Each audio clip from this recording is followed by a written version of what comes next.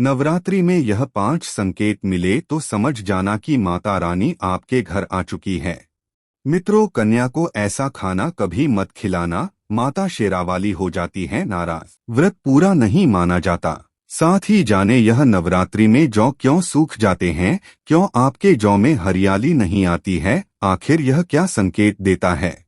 नवरात्रि में जो अखंड ज्योति जलती है उसकी बाती का हम क्या करें। साथ ही साथ यह भी जाने कि नवरात्रि में कलश के नीचे जो चावल रखे जाते हैं उसके ऊपर नारियल रखा जाता है, उसका हम क्या करें और बचे हुए तेल का क्या करें। अंत में हम बताएंगे कि माता रानी के घर आने पर कौन से संकेत मिलते हैं। दोस्तों, नवरात्रि के त्योहार में माता धरती पर आती है और सब पर कृपा दृष्टि बनाती है। जो माता को सच्चे हृदय से प्रसन्न करता है उसे रंग से राजा बनाकर ही जाती है। फिर चाहे वह राजा हो या भिखारी, माँ की नजर में वह सबसे बड़ा होता है। जिसकी भक्ति में प्रेम, आस्था और माँ के प्रति सच्ची लगन होनी चाहिए। इसलिए माँ की भक्ति में आनाकानी ना करें। दोस्तों, एक बार सच्चे हृदय से कमेंट बॉक्स में लिखें जय माता दी। दोस्तों, सबसे पहली बात, नवरात्रि में हम एक माटी के प्याले में जौ उगाते हैं ताकि हमारे घर में सुख शांति बनी रहे और माता प्रसन्न हो जाए। जौ जब हरे भरे होते हैं तो घर में हरियाली आती है और सुख समृद्धि की प्राप्ति होती है। जब जौ हरे भरे होते हैं तो समस्त देवी देवता खुशियां मनाते हैं और घर की उन्नति के लिए कामनाएं करते हैं और आशीर्वाद देते हैं। हरे भरे जौ में साक्षात माता रानी अपने 9 स्वरूपों के साथ खेलती है और घर में सिक्कों की बारिश होती है तथा धन की वर्षा होती है। जिस घर में जौ के अंदर से हरियाली नहीं आती तो उस घर में पहले ही पता चल जाता है कि अब आपके घर में गरीबी तथा परेशानियां आने वाली है, क्योंकि आपने पूजा पाठ में कोई ऐसी गलती कर दी होगी जिसके कारण जौ में हरियाली नहीं आ पाई। देखिए, आपको बता दें, हैरानी वाली बात यह है कि बिना पानी के माटी में जौ डालते ही उग जाते हैं, वह भी बिना देखभाल के। हरियाली उसमें निकल आती है। जब हम कलश स्थापना करते हैं और जौ बोते हैं तो यह बहुत ही सोचने समझने वाली बात है कि आपने और आपके परिवार के अच्छी देखभाल के बाद भी हरियाली ना निकले तो समझ ले माता रानी आपसे नाराज है, क्रोधित हो चुकी है। माता रानी अपनी संतान को सदैव माफ कर देती है। आप सच्चे हृदय से माता रानी से माफी मांग ले। माता करुणामयी है और अपने भक्तों को, अपने बेटों को वह सदैव माफ करती है। जौ में कम हरियाली आना मतलब घर में धीरे धीरे खुशियों का वास होगा। ज्यादा हरियाली आने पर धन की वर्षा होगी। तेजी से व्यापार दिन दूनी रात चौगुनी बढ़ेगा। कई लोग जौ में हर रोज पानी डालते हैं, जो कि गलत है। इसमें पानी नहीं डाला जाता, सिर्फ पानी का छींटा मारा जाता है। इसलिए जौ सड़ जाते हैं, खराब हो जाते हैं। ऐसा ना करें, इस कारण हरियाली नहीं आती।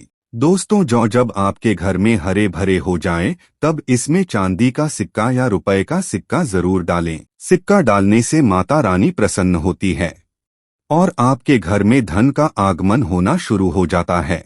नवरात्रि समाप्त होने के बाद हरे भरे जौ का क्या करें। पहली बात तो यह कि इसमें जो अपने रुपए का सिक्का डाला है तो उसे अपने धन रखने के स्थान पर रख ले, इससे धन में बढ़ोतरी होती है।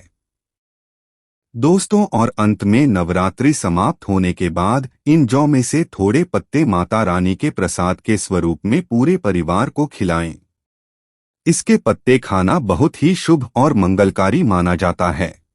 इसे जो भी खाता है वह जल्दी बीमार नहीं पड़ता। बाकी बचे जौ को आप गंगा में विसर्जित कर दें या नदी की धारा में छोड़ दें। इससे आपका व्रत संपूर्ण और सफल हो जाएगा। दोस्तों, कई लोग अपने घर में अखंड ज्योत जलाते हैं और उसकी बाती तथा बचा हुआ तेल उसे कई लोग इधर उधर फेंक देते हैं या अपने घर में संभाल कर रख लेते हैं या फिर पानी में डाल देते हैं, जो कि गलत है। इससे आपको कोई फायदा नहीं होता। जो अखंड ज्योति होती है उसे आप मामूली ना समझे। यह बुझने के बाद जागृत अवस्था में होती है। इसमें साक्षात मां दुर्गा का वास होता है। दोस्तों, नवरात्रि समाप्त होने के बाद इसके बचे हुए तेल को आप बच्चों की मालिश करने के लिए रखें और आप भी इससे मालिश करें। इससे आपकी सभी बीमारियां दूर हो जाएंगी। आपके ऊपर सकारात्मक ऊर्जा का संचार होगा। दोस्तों, नवरात्रि में जब कलश स्थापना की जाती है तो कलश के नीचे चावल जरूर रखे जाते हैं और कलश के ऊपर एक नारियल भी रखा जाता है। ऐसे में हम इन दोनों चीजों का क्या करें, चलिए जानते हैं। सबसे पहली बात, कलश के ऊपर जो नारियल होता है उसे आप कन्या पूजन में तोड़कर कन्याओं को बांट दें और आप भी माता रानी के प्रसाद के स्वरूप में खा लें। दोस्तों, जो कलश के अंदर चावल रखे जाते हैं उन्हें आप थोड़ी हल्दी में पीला करके एक लाल कपड़े में बांधकर अपने धन रखने के स्थान पर या अपने पर्स में रख सकते हैं। इससे तेजी से धन बढ़ता है और माता लक्ष्मी की कृपा प्राप्त होती है। पर बाकी चावल आप पक्षियों को डाल दे या गंगा में विसर्जित करते हैं। और जौ को भी आप गंगा में या बहते हुए जल में विसर्जित कर दें।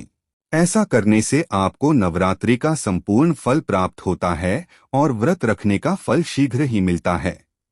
दोस्तों, और भूलकर भी गंगा में कचरा, धूप बत्ती के डिब्बे, माचिस के डिब्बे भूलकर भी मत डालना।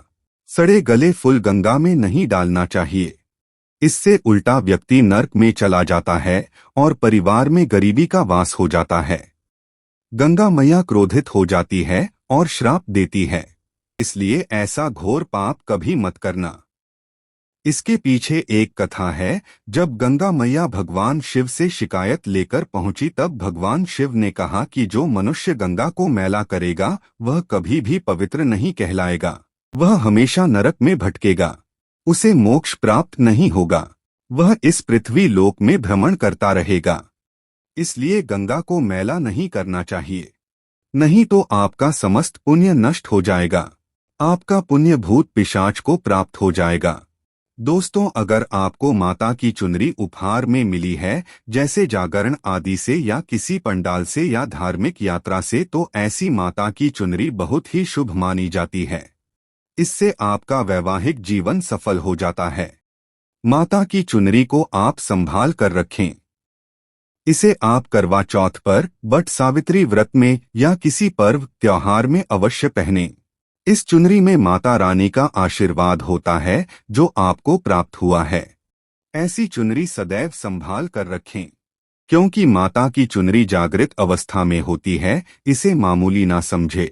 बिना पूजा पाठ के ही सारा फल मिल जाता है, आप चाहे कुछ करें या ना करें। लेकिन नवरात्रों में यह एक काम जरूर कर लेना, माता रानी खुद आपके घर चलकर आएगी। स्कंद पुराण में भी लिखा है और देवी पुराण में भी इसका वर्णन मिलता है। माता रानी जितना पूजा पाठ से प्रसन्न होती है उससे ज्यादा कन्या को भोजन कराने से हो जाती हैं, क्योंकि कन्याओं को देवी का स्वरूप माना जाता है। और जो कन्या होती है नवरात्रि के समय में, वह साक्षात नवदुर्गा का स्वरूप हो जाती है।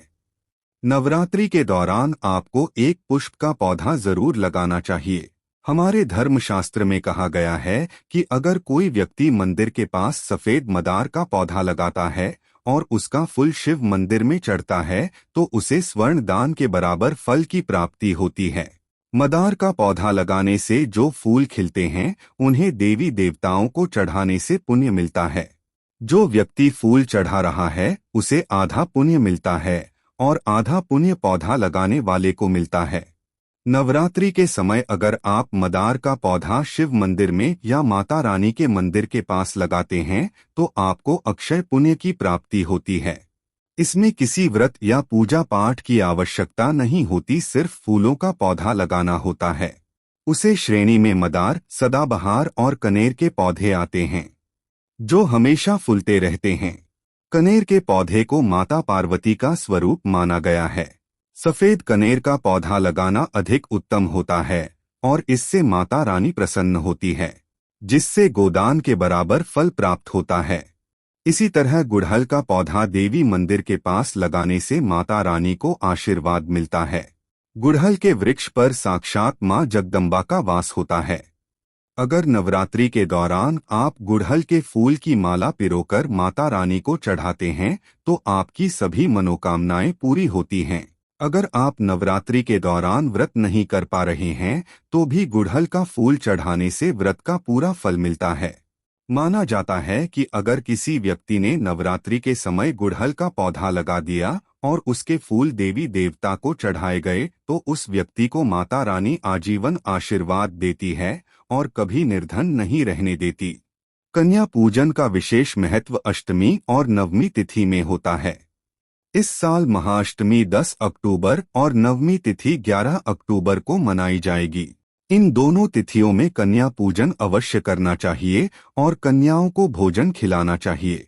मित्रों, नवरात्रि के दौरान आपको कुछ विशेष संकेत मिलते हैं जिससे पता चलता है कि माता रानी आपके घर में पधार चुकी हैं। 9 दिनों में कोई कंजक अपनी इच्छा से आपके हाथों में सिक्का थमा दें तो समझ जाएं निकट भविष्य में धन की देवी आपके घर में वास करने वाली हैं। दोस्तों, जिस घर में माता दुर्गा विराजमान होती है उस घर में कामधेनु उनकी सेवा करने के लिए निश्चित रूप से उनके दर्शन करने के लिए बार बार उस घर के मुख्य द्वार पर आती है और यह घर के इर्द गिर्द ही घूमती रहती है। आप उसे भगाने की कितनी ही कोशिश करें लेकिन वह नहीं भागेगी और भाग गई तो फिर से वापस आ जाएगी। नवरात्रि के अवसर पर अगर सुबह सुबह नारियल या कमल का फूल दिखाई दे जाए तो समझिए आपके ऊपर माता दुर्गा की कृपा होने वाली है। 4 जब आप कलश स्थापना करते हैं और जौ से हरियाली निकलती है तो यह भविष्य में अच्छे समय का संकेत होता है। यदि जौ नहीं उगते हैं तो यह अशुभ माना जाता है तो माता से क्षमा मांगनी चाहिए। 5 अगर नवरात्रि के दिन में आपकी नींद ब्रह्मा मुहूर्त में यानी सुबह 4 बजे के आसपास खुलती है तो यह माता रानी की कृपा का प्रतीक होता है। माता रानी आपको जागृत करना चाहती है। 6 नवरात्रि के समय जब पूजा के दौरान बिना बात के ही आपकी आंखों से आंसू आने लगे तो आपको समझ लेना चाहिए कि माता रानी आपके साथ में है, या फिर अगर आपको पूजा के दौरान ऐसा लगने लगे कि कोई आपके आगे पीछे खड़ा है तो समझ जाना कि माता रानी आपके साथ में ही है। 7 अगर जुगनू टिमटिमाते हुए आपके कपड़े या फिर शरीर पर आकर चिपक जाते हैं तो समझ लेना चाहिए माता रानी आपके साथ में है, क्योंकि जुगनू को योगिनी कहा जाता है और वह माता रानी के परम शक्ति का प्रतीक होती है। 8 अगर पूजा करते समय माता के गले से फूल गिर जाए या जौ के पत्ते बिना हवा हिलने लगे तो यह बहुत शुभ होता है।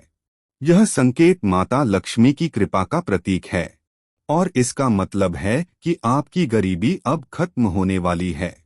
9 अगर आपके दीपक की बत्ती में अचानक से फूल बने लग जाए यानी कि कोई फूल या किसी भी भगवान के दीपक की बत्ती में लोग में आपके दर्शन हो जाए तो समझ जाना कि माता दुर्गा आपके घर में प्रवेश कर चुकी है। 10 नवरात्रि में अगर सपने में आपको छोटी कन्या दिख जाए या फिर लाल वस्त्र दिखाई दे जाए, लाल रंग का झंडा दिखाई दे जाए तो आपको समझ लेना चाहिए कि माता रानी आपके साथ ही है। 11 मधुमक्खी को मां दुर्गा के ब्राह्मणी स्वरूप का प्रतीक कहा जाता है। जिस घर में नवरात्रि में मधुमक्खी आ जाती है तो समझ लेना चाहिए कि आपके घर में माता रानी प्रवेश कर चुकी है, वह नवदुर्गा के दर्शन के लिए वहां आती है। 12 यदि आपको अपने घर में अचानक से इत्र जैसी कोई सुगंध आने लग जाती है तो समझ जाना चाहिए कि माता रानी आपके घर में प्रवेश कर चुकी है। चलिए जानते हैं कि कन्या पूजन में कुछ बातों का ध्यान अवश्य रखना चाहिए। 1 कन्याओं को कभी भी सताना नहीं चाहिए। नवरात्रि के समय 2 से 10 साल तक की कन्याओं का पूजन करना चाहिए। 2 कन्या पूजन के समय याद रखें कि उनकी थाली में 3 पूरियां कभी ना रखें क्योंकि इस अशुभ माना जाता है। 3 पूरियां मृत की थाली के लिए निकल जाती है, इसलिए इस संख्या से बचे। 3 कन्या पूजन में लहसुन और प्याज का उपयोग कभी नहीं करना चाहिए। कई लोग कन्याओं को कुरकुरे और चिप्स जैसे पैकेट देते हैं लेकिन वह पाप माना जाता है क्योंकि इनमें लहसुन और प्याज का इस्तेमाल होता है। इससे आपका व्रत खंडित हो सकता है और माता रानी क्रोधित हो सकती है, इसलिए कन्याओं को डब्बा बंद चीज देने से बचना चाहिए।